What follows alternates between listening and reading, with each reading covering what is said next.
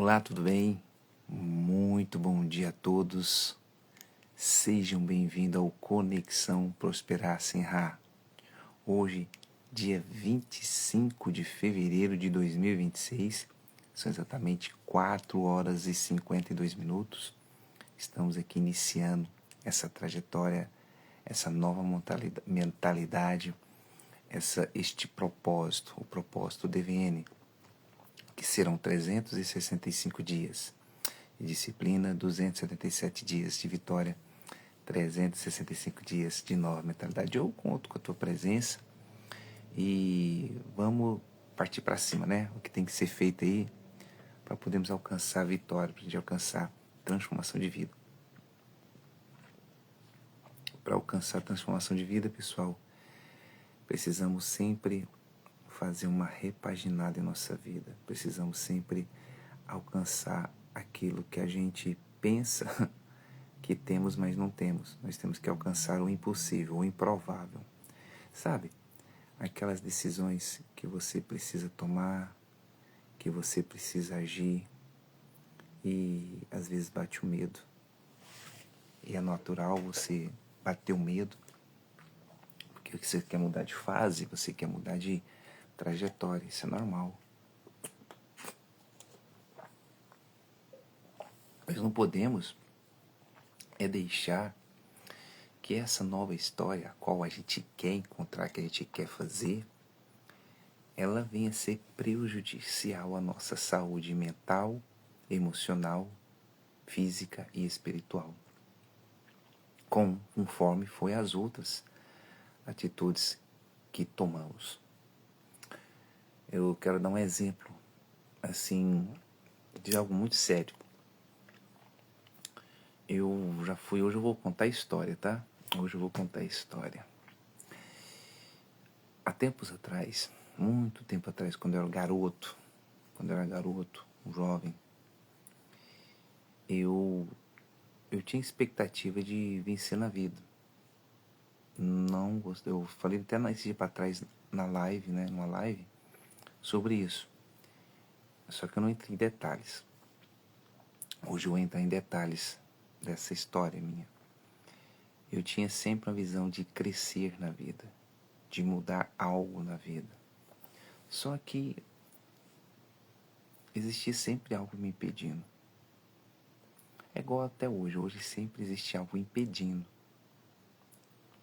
de destravar a mente para isso, de destravar a mente para outras coisas. E às vezes pode ser você. Você às vezes não tem uma mente travada para crescer financeiramente, para ganhar dinheiro, mas existe um travamento no seu emocional, na sua vida espiritual, no seu físico. Mas vamos lá. Então eu fui errado. Eu fui errado porque eu nunca gostei de estudar. Eu não gostava de livros. Eu ia para a escola porque eu tinha que ir para a escola. Tinha que passar de ano, achava interessante aquilo. As promessas que a minha mãe falava, se você passar de ano você vai ter isso. Eu passava de ano não tinha nada. Então, ou seja, me enganando, né? Para que eu pudesse estudar. E uma ocasião a outra, aconteceu em várias ocasiões, a minha mãe já tinha separado do meu pai e a gente foi morar num setor chamado Vila Brasília, ali em Goiânia. Era a divisa de Goiânia com Aparecida de Goiânia. Eles conseguiram arrumar essa casa lá e a casa tinha um lote grande. Ele era de fundo para a Avenida Transbrasiliana e de frente para uma rua paralela, bem no meio dos prédios. E por sinal, aonde que a rua era de fundo para a Transbrasiliana, era uma avenida principal, onde passava a linha de ônibus e o ponto de ônibus, bem no portão, assim, o ponto de ônibus. Então, eu vi aquilo como oportunidade. Eu falei, mãe, eu precisaria de algo da senhora.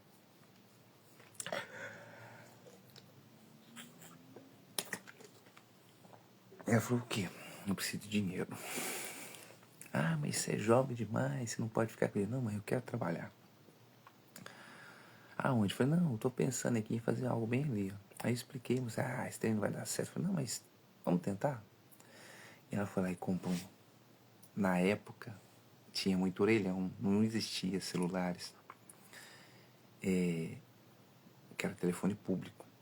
Então, na época, usava-se ficha telefônica para fazer ligação.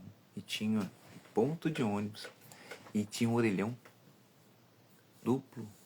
Era um duplo, não era tripão. Duplo, sabe? Eu falei, tô com a faca e o queijo na mão. Rapaz, foi uma atitude louca. Minha mãe foi lá na companhia chamada Tele Goiás, no centro. Comprou um pacotão de ficha pra mim.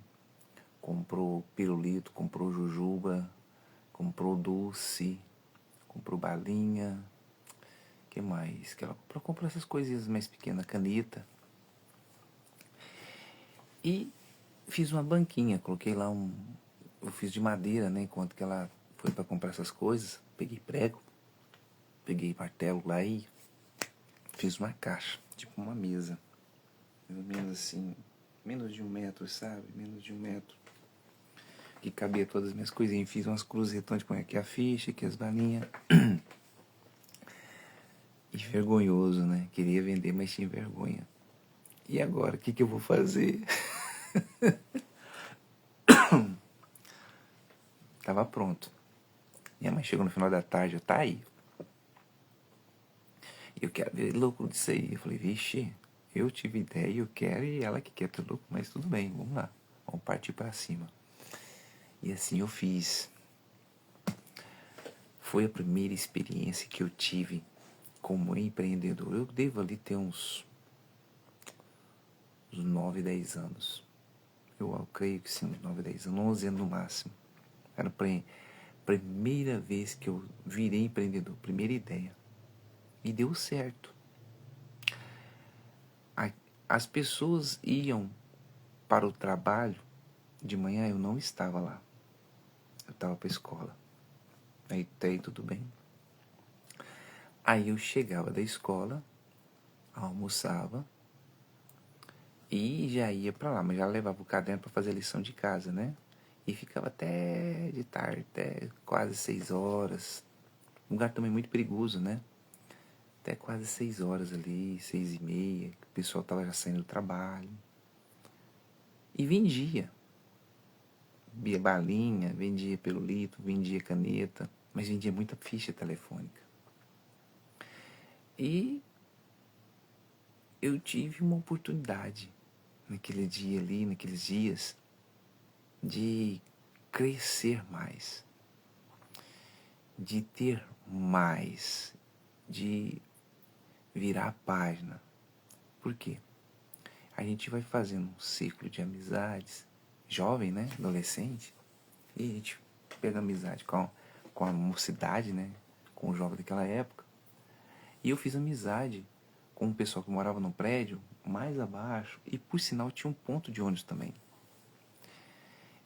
E eu tive aquele pensamento, pô, então se eu montar outra barraca e lá embaixo eu não tenho condições de ficar lá e aqui, mas eu vou conversar com esse colega meu. Eu conversei com ele, né, se ele gostaria, e ele falou, não, eu fico, Telvis, eu monto lá, não tem problema pra mim não. Eu eu eu trabalho, eu estudo à noite, né? Eu falei, mas como você estuda à noite? Ele falou, não, porque eu precisei de estudar à noite, que eu tenho que ajudar minha mãe em casa, as coisas, meu pai faleceu. Acho que era isso mesmo, o pai dele tinha morrido, tava só ele e a mãe e os meninos, parece que tinha uns 5 irmãos. Então, como é que fala? Ele catava reciclagem, né? E pra ajudar. E olha que morava no prédio, morava no primeiro andar, bem no térreo, assim, a janela era de frente pra fora, né, do prédio, assim, da avenida. E eu falei, eu fico. Aí foi onde que eu fiz a besteira. Eu agi na emoção. Pensei que ele era meu amigo. Pensei que ele era meu colega. Tá bom. Eu fui lá e fiz a banca. Dei o pacote de ficha pra ele. Expliquei tudo, como tinha que ser feito. Falei, não, tá bom. Só que eu pagaria pra eles 40%. 40%. Era 40%. Não, pagava para ele 30%. Eu pagaria para ele 30% do que ele fazia. Eu ficaria o dia inteiro. 30% todo dia. Ele vendia uns 2 a 3 pacotes de ficha por semana. Ficando o dia inteiro. E eu, mesmo que eu ia meio expediente, eu vendia 4, 5, 6 pacotes de ficha por semana. Eu vendia mais do que ele, mesmo que eu ficava no período da tarde. E ele ficava o dia inteiro e não conseguia vender a mesma venda que eu. Tá bom o resultado. Foi indo, seguindo o tempo. E ele chegou e falou pra mim, meu primo tá morando com a gente. Você não quer ir, deixar ele ficar de manhã, já que você estuda de manhã e à tarde você toma conta. E você fica com as fichas? Eu falei, não, tudo bem, mas eu vou pagar pra ele bem menos que você. Eu falei, não tem problema não, meu expediente e tal. E assim foi feito toda a besteira que eu fiz, né? Eu tinha que ter pensado, eu tinha que levar o problema para um adulto. Tipo, pra minha mãe, é assim, não, mas eu fui tentar resolver pela minha emoção, pela minha amizade, porque eu queria empreender, estava empolgado com aquilo, mas agia na emoção ainda, jovem, aventureiro. E assim eu fiz, deixei o primo dele de manhã, eu chegava à tarde. E aquilo foi indo, eu fiquei nesse lugar, a gente morou nesse lugar lá quase um ano, se eu não me engano. No terceiro a 4 meses, não, no quinto meses, o primo dele falou assim, não vou ajudar aqui não, vou ajudar meu primo lá embaixo e tal. Eu falei, não, tá bom. E fiquei na minha. E aquele rapaz, o jovem, que tinha feito amizade comigo, eu tinha acabado de guardar os trem, né? Ele foi lá lá em casa, ô Theo, você queria falar com você? Eu falei, tá bom. Quanto que foi aquela vez que você pagou lá, que você começou e tal? Eu falei, quanto foi, mãe? A minha mãe falou o preço.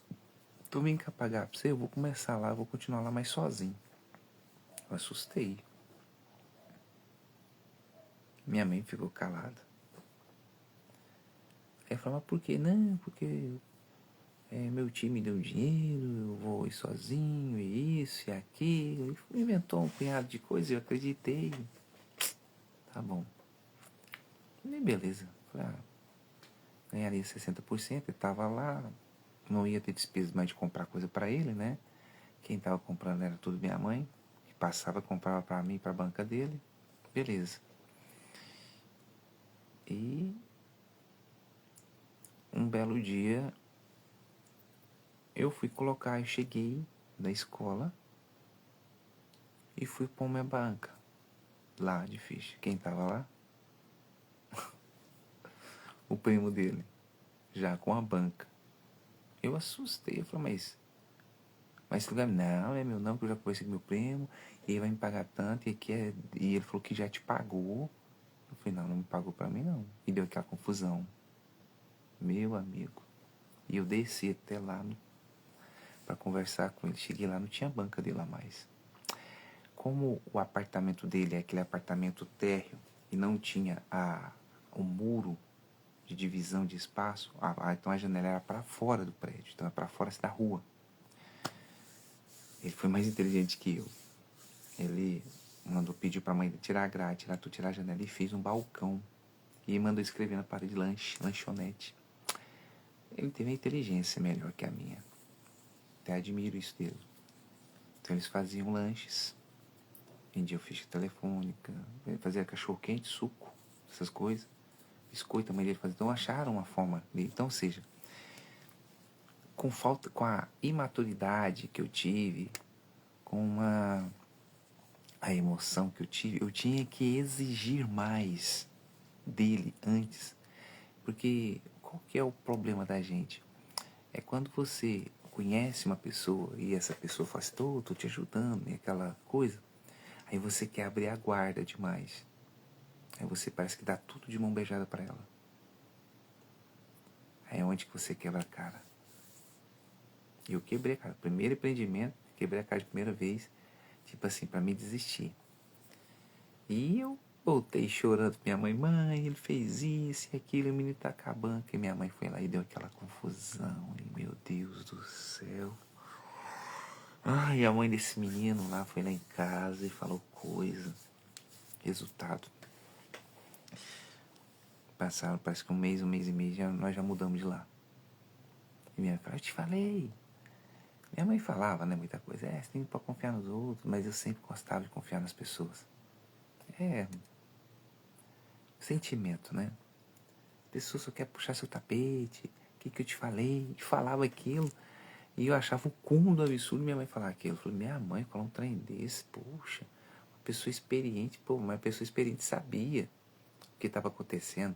Sabia o que estava acontecendo comigo e eu tampando o sol com a peneira. Imaginava que, né, não vai acontecer isso não. Minha mãe tá inventando coisa demais.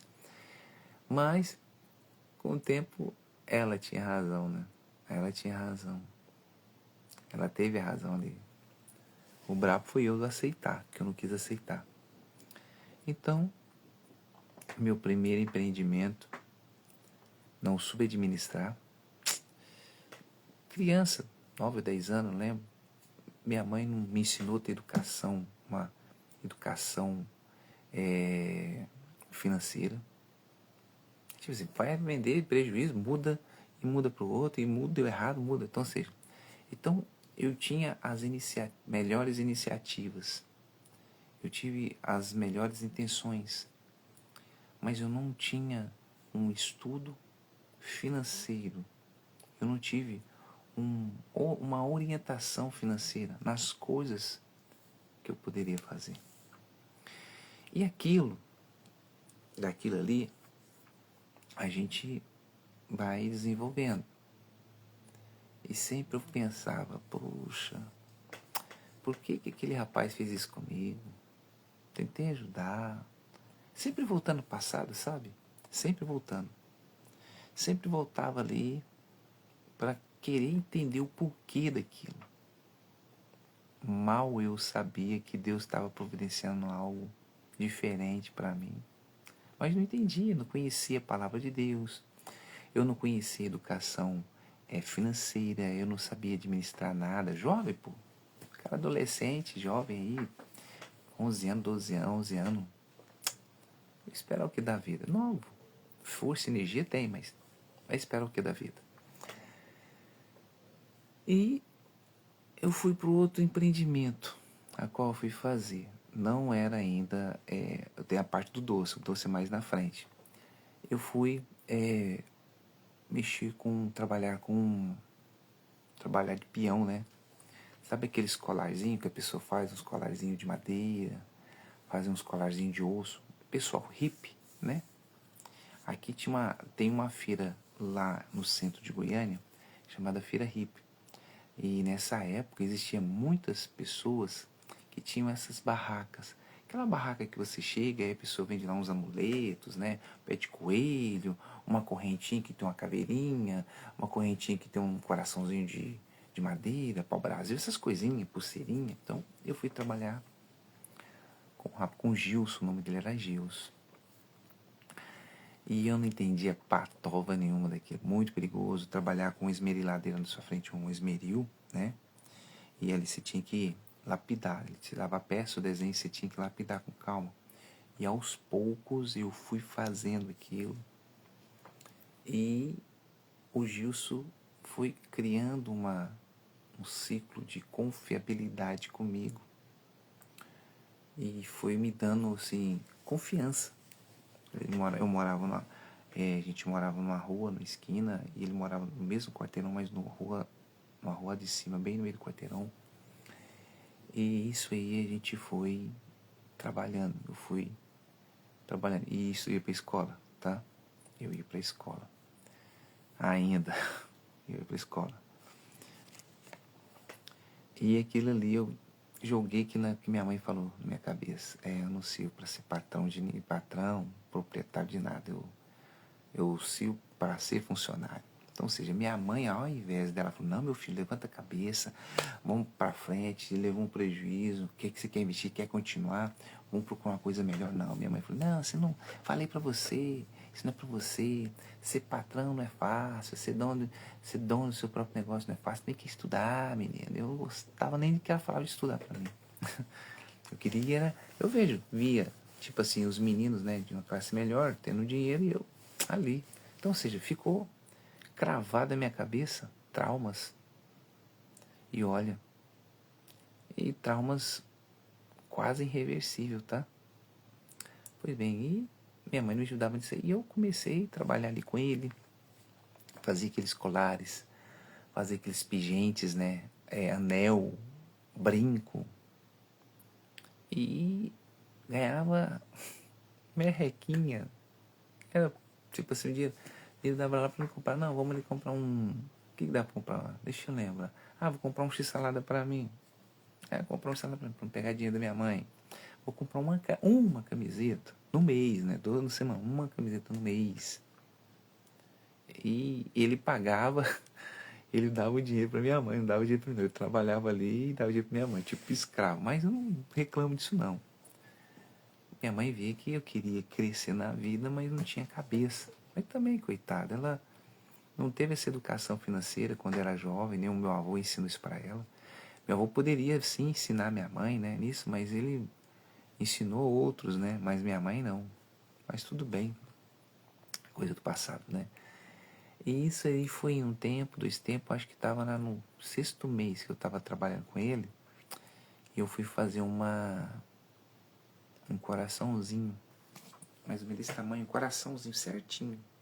Colocar o pingente, porque a gente fazia muito aquele colar redondo e meio no finalzinho que deixa colocar um coraçãozinho. Tipo um rosário, né? Tipo um rosário. E eu fazia o coração, fazia ele afundado, ele vai e colocava a imagem da Nossa Senhora lá, nesse rosário. Tudo bem.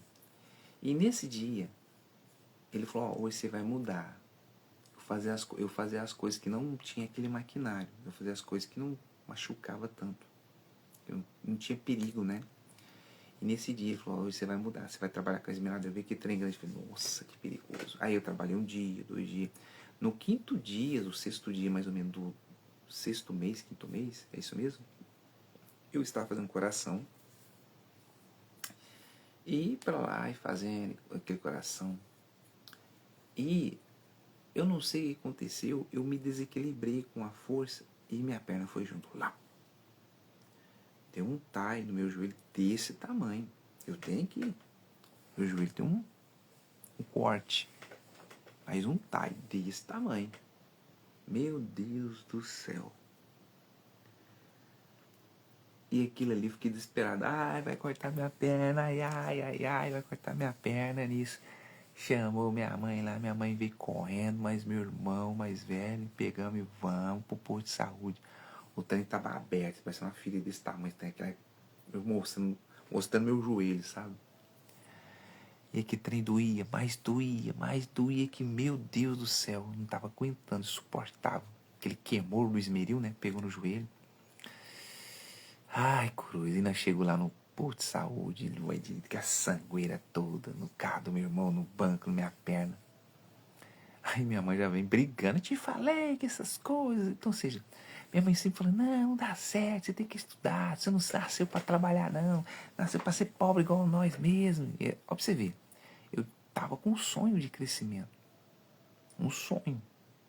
Eu tinha um sonho de crescer na vida. E chegou lá e foi fazer esse curativo. E chegou a fazer esse curativo, a enfermeira chegou assim, quem que é o Theo? Eu que tem um de mas meu irmão tava lá, não, então tem que limpar a ferida, porque vai dar ponto, né? Pra desinfeccionar. Aí vai eu e meu irmão lá, e tinha um local lá que lavava as pernas, né? Corte. Aí meu irmão pegava a buchinha e passava assim, ó, devagarzinho. E toda vez que ele passava daqui era pra tirar os cacos de madeira, caco da esmeradeira que ficou lá dentro. E tinha que lavar pra desinfeccionar. Meu Deus, e toda vez que tocava aquele trem, eu falava, esse trem tá desgramado mesmo, eu vou me dar o sabão e a bucha, eu me peguei. Nossa, eu esfreguei, ai. Depois eu tinha que chegar a chorar. Ai. Minha mãe, pelo amor, tá matando meu filho. Tá matando meu filho. Então, ai. Aí chegou, o trem virou sangueira na bucha, na minha mão, assim, mas nem peito tudinho. Aí tirou uns pedacinhos de caco. A mulher veio de lá pra cá, enfermeira, falou, o que tá acontecendo? Eu falei, ai, meu irmão tirou aqui, e eu assim, meu irmão tirou aí, eu tô aguentando, tá até dolor, até mole, tanta dor. Não, mas não pode lavar desse jeito, não. Eu falei, não, mas tirou tudo. Aí ela olhou pra ela, tirou tudo. Aí tem um cara que tirou o último, né? Examinou, abriu. Então pode, vamos pro ponto.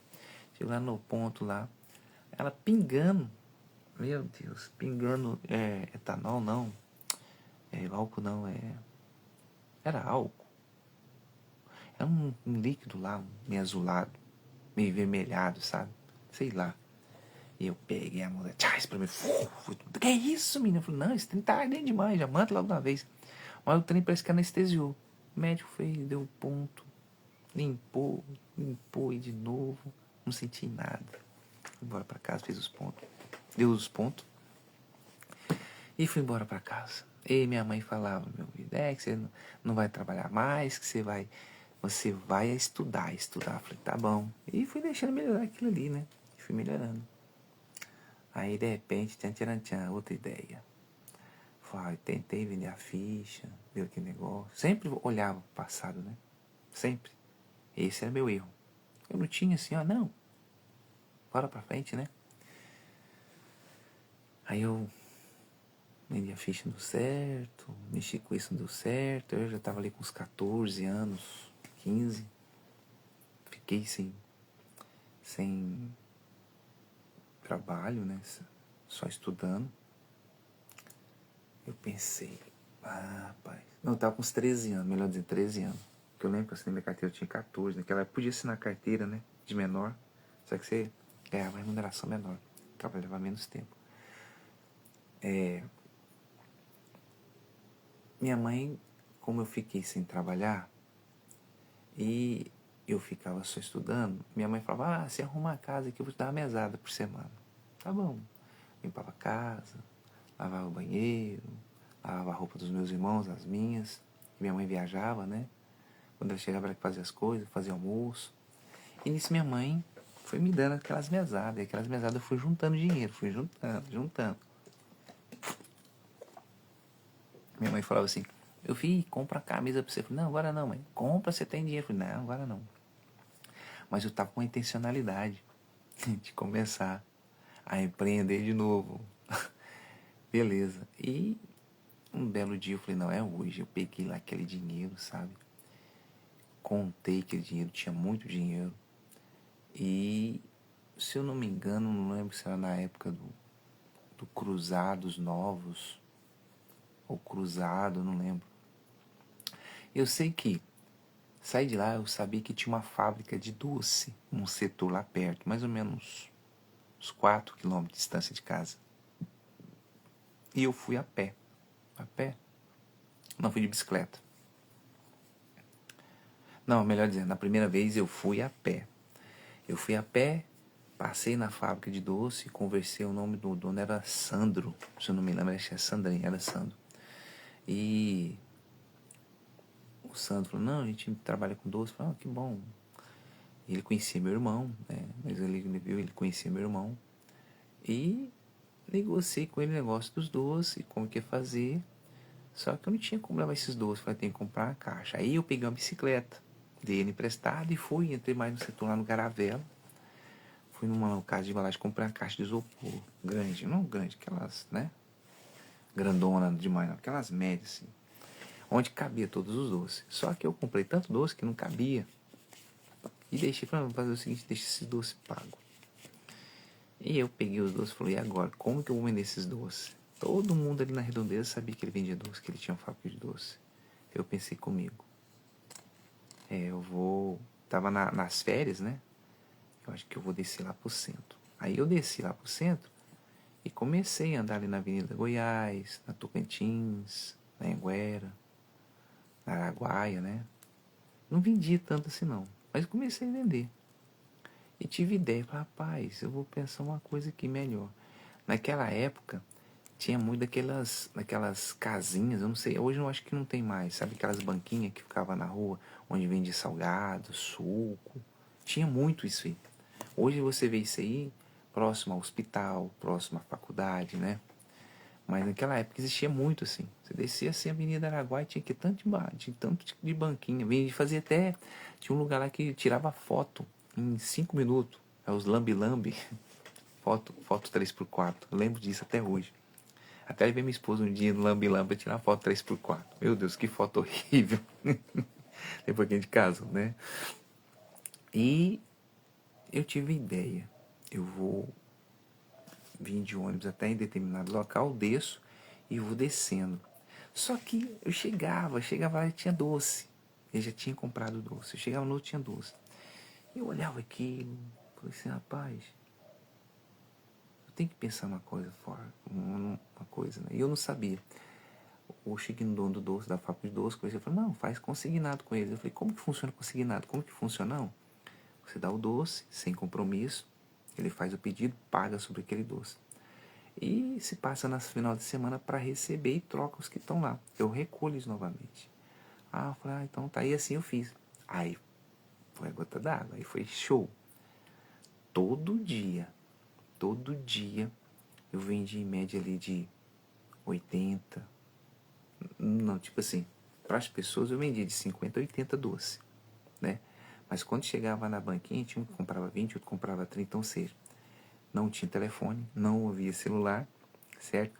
Qual que era a comunicação? Orelhão. Aí eu pegava o telefone do orelhão do lado, o número, anotava e levava para casa. E quando eu saía, eu pegava no orelhão pé de casa, lá no Vitalino, que era o Carlinho antes, né? Que era o Carlinho, não era o Vitalino.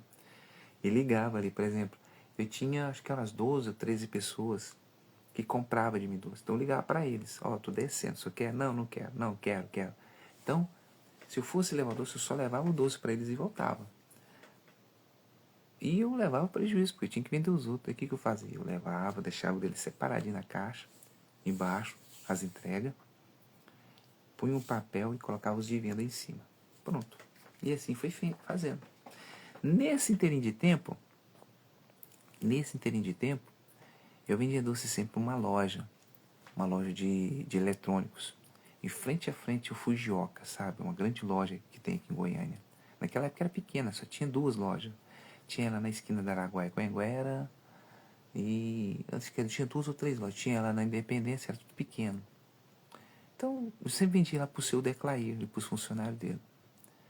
Aí eu vendia doce pro Declair todo dia. Não, pode passar aqui, meu filho, que eu compro de você. E fui vendendo doce pra ele. Um belo dia chegou em mim e falou assim, eu tava acho, com 14 anos, 15 anos por aí.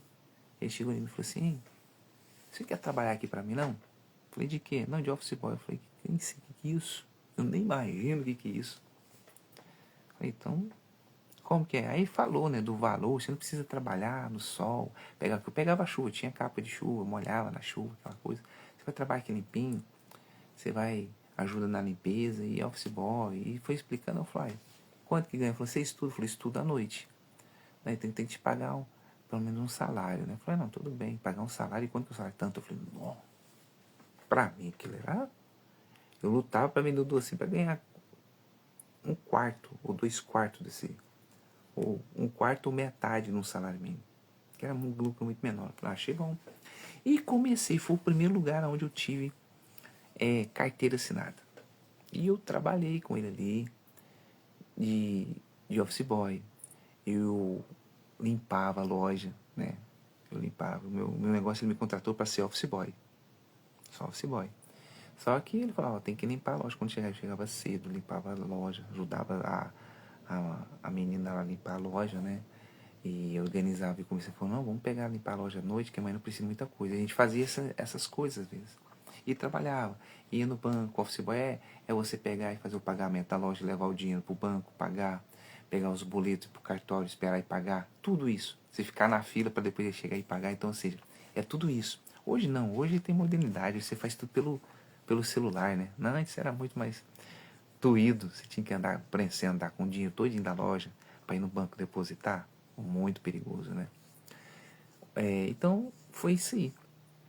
Foi chegando o tempo que eu fui observando que a loja dele começou a aumentar a clientela. E eu, como era office boy, e às vezes eu limpava a loja, Ele falou assim, aí eu fui observando que tinha momento que a loja estava lotada e não tinha mais vendedor. E ele falou, não, tem que contratar mais vendedor, como que eu faço?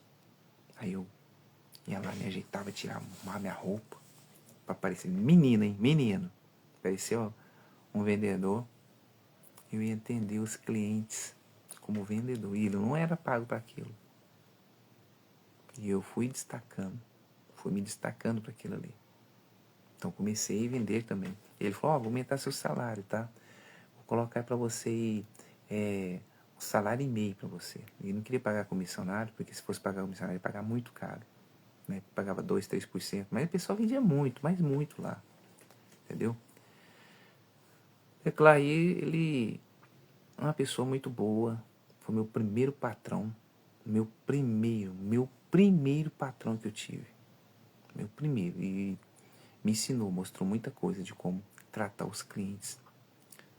E não sei onde que ele está hoje. Eu encontrei com ele depois de muitos anos, porque eu casei muitos anos no Jardim América, depois sumiu.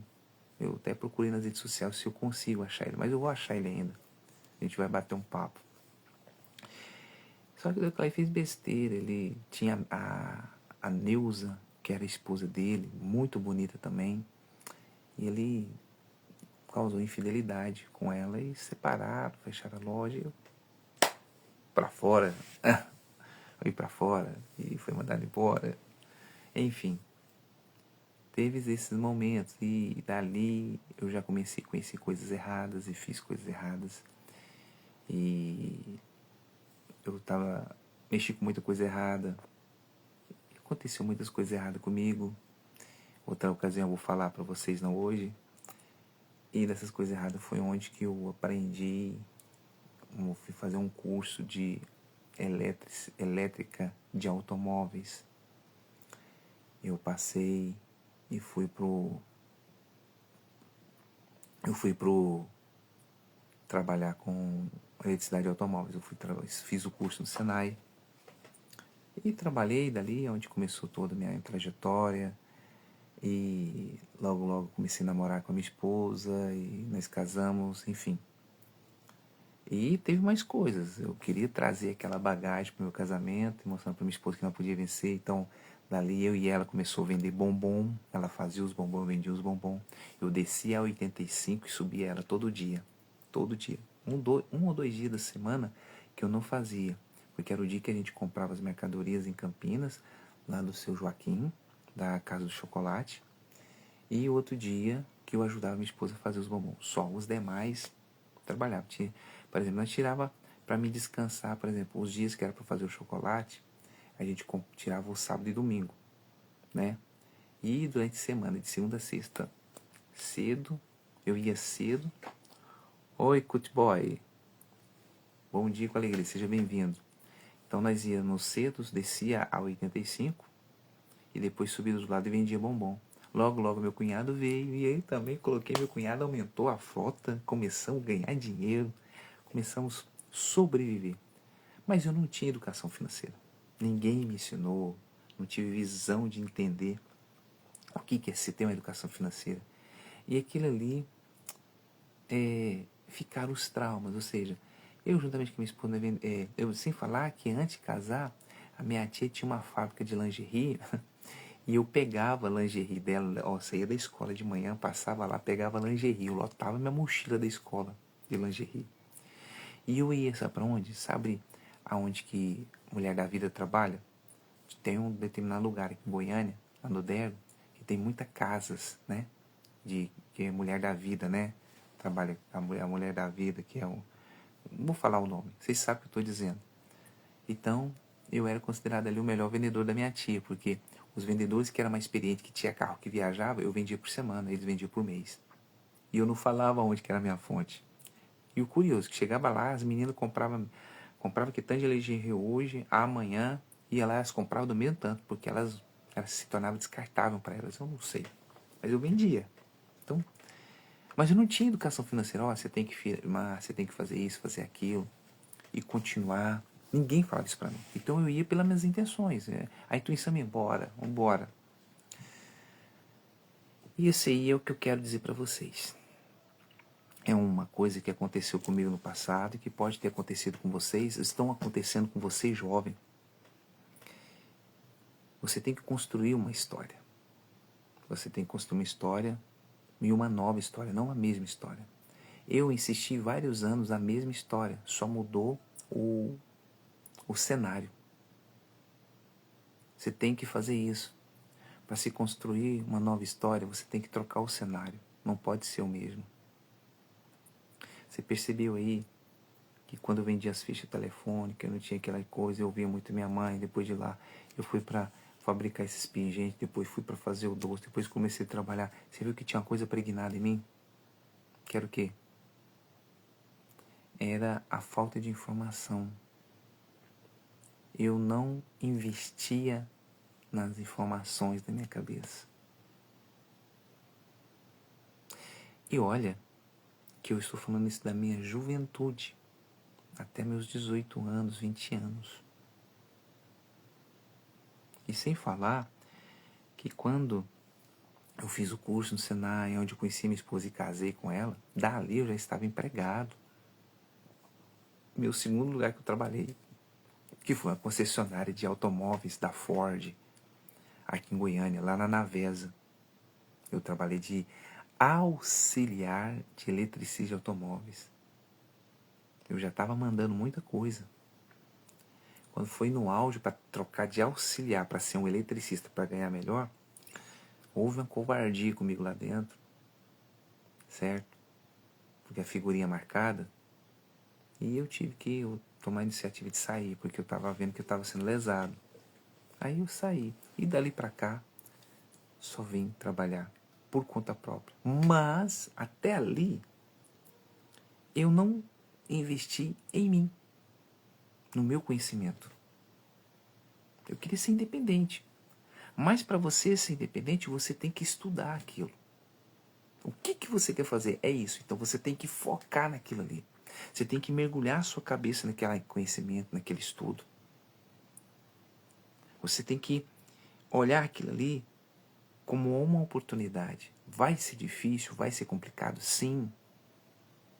Mas você tem que investir o quê? O que eu preciso? Conhecimento. Então você tem que estudar. E eu não gostava de estudar. Mas, se fosse para ser técnico em alguma coisa, eu poderia estudar. E é coisas que não me ensinaram, não me mostraram. Eu aprendi isso depois de quase 30 anos, 40 anos, 30 anos praticamente. De 30 anos para cá. Por quê?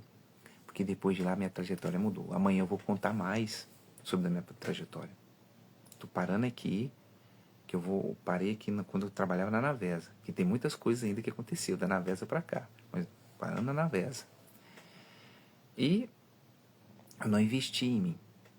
Eu investi assim, em trabalhar, em ganhar dinheiro, focado em ganhar dinheiro, focado em prosperar e ganhar dinheiro, focado em ganhar dinheiro a qualquer custo, trapacear, passar os outros. Então eu era focado nisso. Mas eu não tinha educação. Falei, olha, você tem que investir nisso, tem que saber esperar. É a médio e longo prazo, não é no estalar de dedo como mágica. Mamãe não me ensinou isso, meu pai muito menos. E eu falei assim, eu não tinha um despertar da minha mente. Eu falei assim, não, eu tenho que estudar sobre administração, sobre gestão administrativa. Não. Para começar, eu não gostava nem de estudar, mas falei, vou fazer um curso para isso. E eu fui empurrando. Eu fui empurrando minha vida até hoje, dessa forma.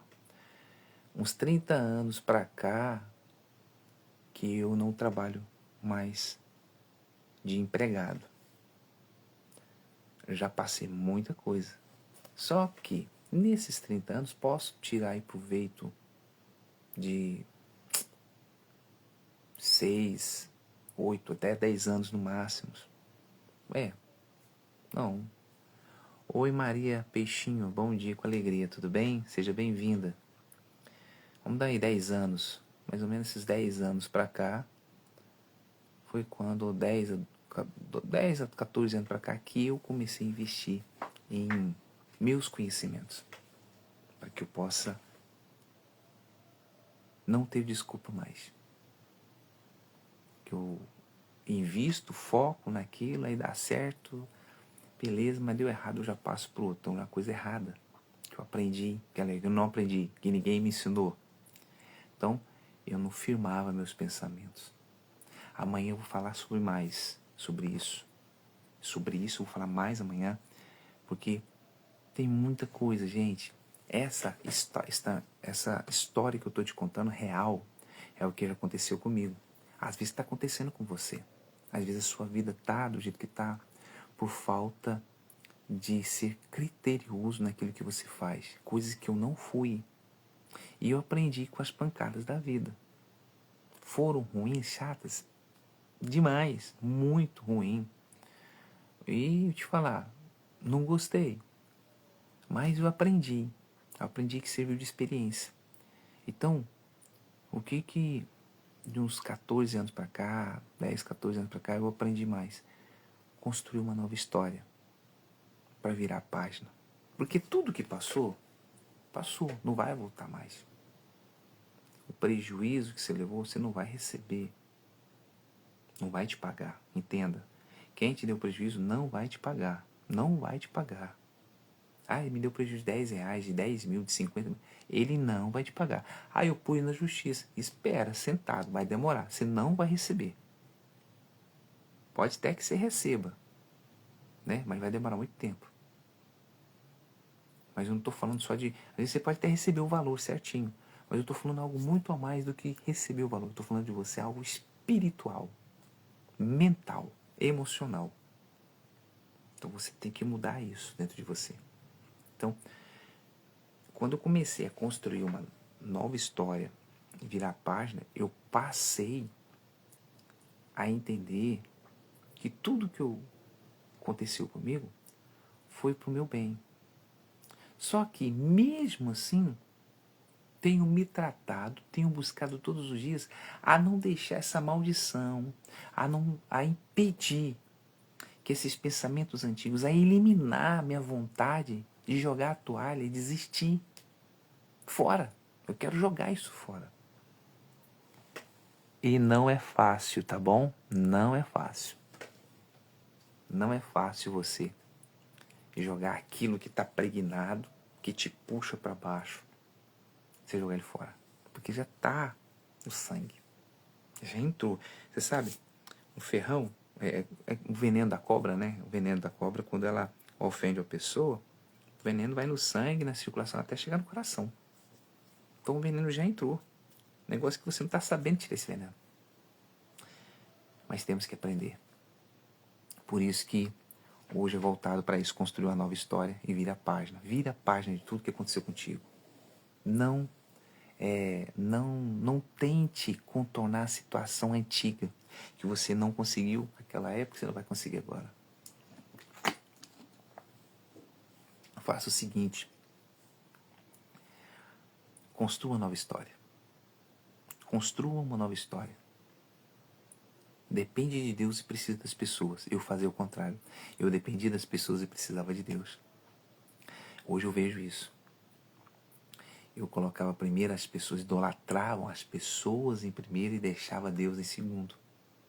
Mas a partir do momento que eu inverti esse papel, comecei a colocar Deus em primeiro e as pessoas em segundo, a coisa começou a andar. Não do jeito que eu quero, mas veio. Começou a andar. E é isso que eu quero falar para você. É esse propósito. Hoje é esse propósito. Vira a página, construa uma nova história. Construa uma nova história e vira essa página da sua vida. Pare de olhar o que aconteceu. É sobre isso que eu quero te falar. Busque uma nova rota. Não fique concentrado ou centrado na mesmice da sua vida. Já passou, meu querido. Já passou, minha querida. Você está tentando aí dias, meses, anos, na mesma coisa, sendo que essa coisa você tomou uma atitude lá atrás, há 10, 20 anos atrás, deu certo, você perdeu a oportunidade, você quer voltar lá atrás e começar tudo de novo. Não vai dar certo. Ah, mas hoje eu tenho uma nova mentalidade. Não vai dar certo. Por quê? Porque naquela época, quando você teve aquilo nas suas mãos, você teve oportunidades que já se perderam com o tempo. Pode sim aparecer uma oportunidade? Pode. Mas muda a sua história. Não é o que você faz, é o que você é. Vira a página. Não é o que você faz, é o que você é. Muda a sua história, construa uma nova história, vira a página do que você é, não o que você está fazendo. É mudar a sua mentalidade, a sua forma de agir. Tá certo? E é sobre isso que quero falar para você. E vamos fazer o nosso reboot aqui agora. Respira fundo, fecha seus olhos.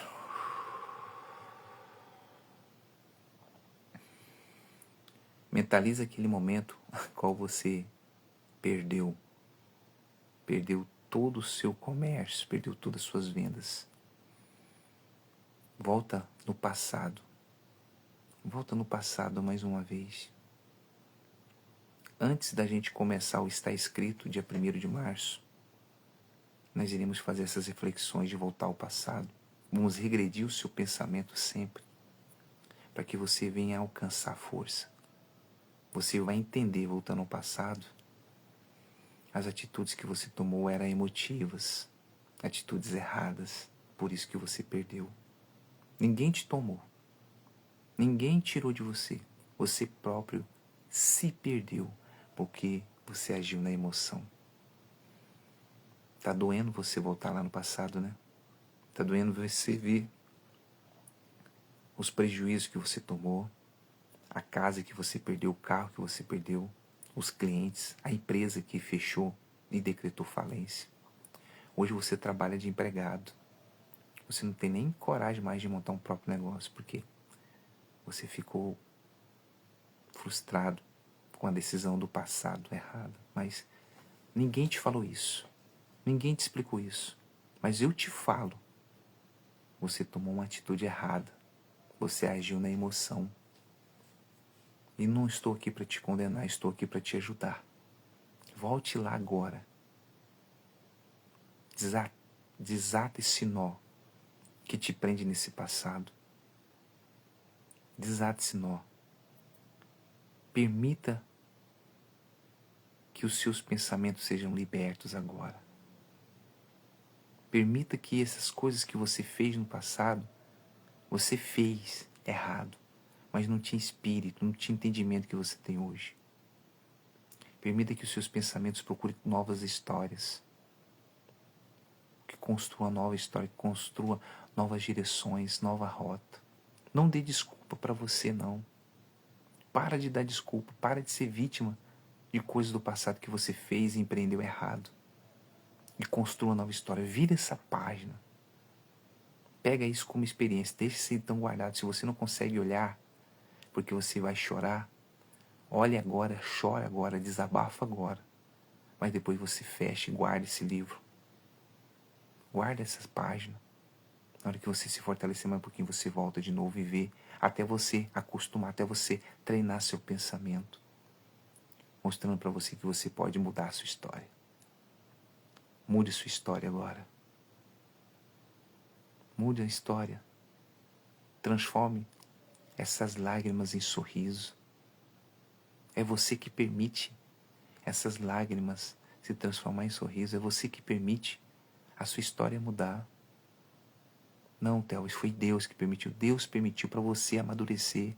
E você não conseguiu amadurecer. Você amadureceu depois de 20 anos, 30 anos. Mas era para você ter amadurecido lá atrás.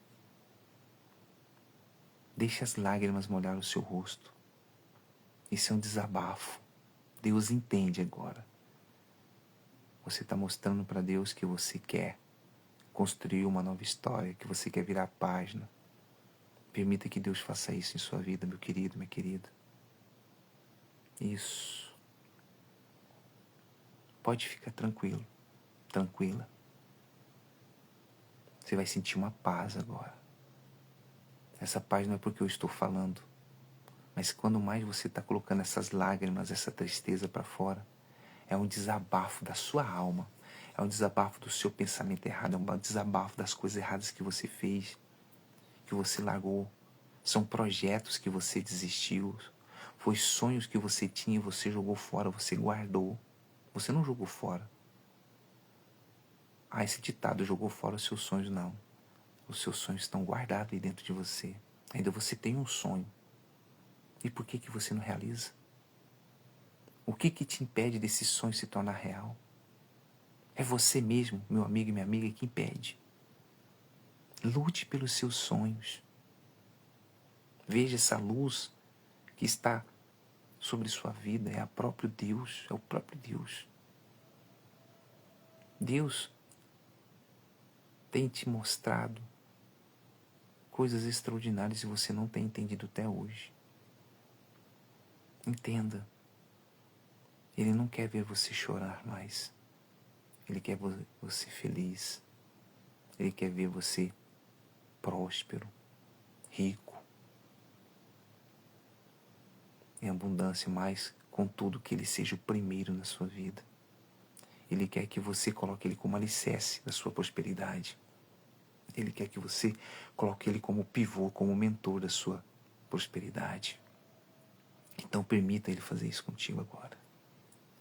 Senhor, nosso Deus e nosso eterno Pai, em nome do Senhor Jesus, eu peço a Ti que o Senhor consagre o nosso pensamento, o nosso olhar, o nosso respirar, o nosso ouvir, o nosso sentir, o nosso agir, o nosso falar. Consagra o nosso trabalho, a nossa família, o nosso ambiente de trabalho, o ambiente de amizade, nossos vizinhos. Consagra os nossos clientes, os nossos fornecedores. Consagra os nossos projetos, os produtos que vendemos. Consagra a nossa imagem, a qual nós vendemos também. Senhor, nos dê sabedoria e direção. Nos dá a direção daquilo que tem que ser feito e de bom na nossa vida. Nós entregamos nossa vida em Tuas mãos, tendo a certeza da vitória. Em nome do Senhor Jesus. Amém. Amém, pessoal? E é isso aí. Pode ter certeza que a sua vida já mudou. A sua vida já transformou. Construa uma nova história e vire a parte da sua vida. Amanhã estaremos aqui novamente às 4h50 no Conexão Prosperar Sem Errar, no propósito DVN, que são 365 dias de disciplina, 277 dias de vitória, 365 dias de nova mentalidade. Se prepara para o dia 1º de março, tá? Dia 1º de março iremos começar a segunda etapa do Está Escrito. Então já se prepara sua Bíblia, seu conhecimento e venha participar. Não leve essas lives como participação, mas leve essa live como educação, tanto para você como para mim, tá certo? Um beijo a todos, forte abraço, bora para cima, pessoal. Levanta, tenha ânimo, levanta de onde você está aí, parte para cima. Bora fazer a diferença. Faz a diferença na sua vida aí. Faz a diferença, pessoal. Taca o terror. Todo mundo vai te ver. 2026 é aí. É a onda da promessa para você, tá certo? Até mais. Prosperar sem errar é uma opção de vida. Tchau, tchau, pessoal.